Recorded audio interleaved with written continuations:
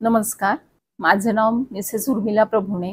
मी PBMS HV Desai eye हॉस्पिटलमध्ये eye donation counsellor म्हणून काम करत आहे आणि नेत्रदान, महानदान, दिव्यदान आणि सर्वश्रेष्ठ दान, त्यामुळे आज आपण नेत्रदान पंधरवड्या निमित्ताने, म्हणजे नेत्रदान पंधरवडा हा 25 ऑगस्ट ते 8 सप्टेंबर असतो, त्या निमित्ताने आज आपण नेत्रदानाविषयी थोडीशी माहिती जाणून घेऊया। आज नेत्रदानाची का गरज आहे समाजामध्ये? कारण भारतामध्ये जगातील सर्वात जास्त लोक म्हणजे 1.5 कोटी लोक, म्हणजे जवळजवळ 25% लोक हे बुबुळ खराब झाल्याने अंध होतात आणि दरवर्षी त्यातील फक्त 2 लाख लोकांनी नेत्रदान करणे गरजेचे आहे खरं तर। पण त्यापैकी दुर्दैवाची गोष्ट अशी आहे की फक्त 25,000च लोक नेत्रदान करतात। लोकांमध्ये अवेअरनेस नाही होत आणि काही अंधश्रद्धा असतात, त्यांच्या गैरसमज असतात।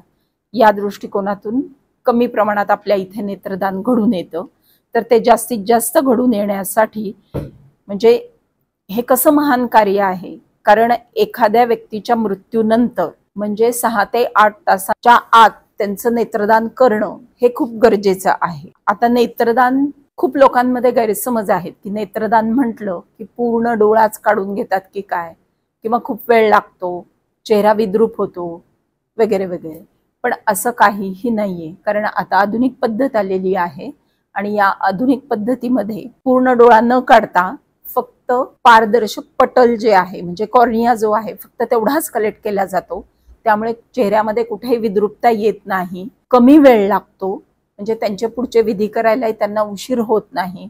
एवढी साधी सोपी पद्धत आहे। त्या वेळेला जी HV देसाईची आय बँक आहे स्वतःची, त्याचा संपर्क साधण्यासाठी 98 50 100 200 हा मोबाईल नंबर आहे। याच्यावर तुम्ही संपर्क साधला की आय बँकेची टीम तिथे तेथील नेत्रतज्ञ किंवा प्रशिक्षित व्यक्ती तुमच्या घरी येऊन ही सोपी पद्धत नेत्रदान घडवून आणण्याची प्रक्रिया पूर्ण करतील। तुम्हाला फक्त त्या आय बँकेशी संपर्क साधायचा आहे। आता या ह्याच्यामध्ये कोणकोणत्या व्यक्ती नेत्रदान करू शकतात?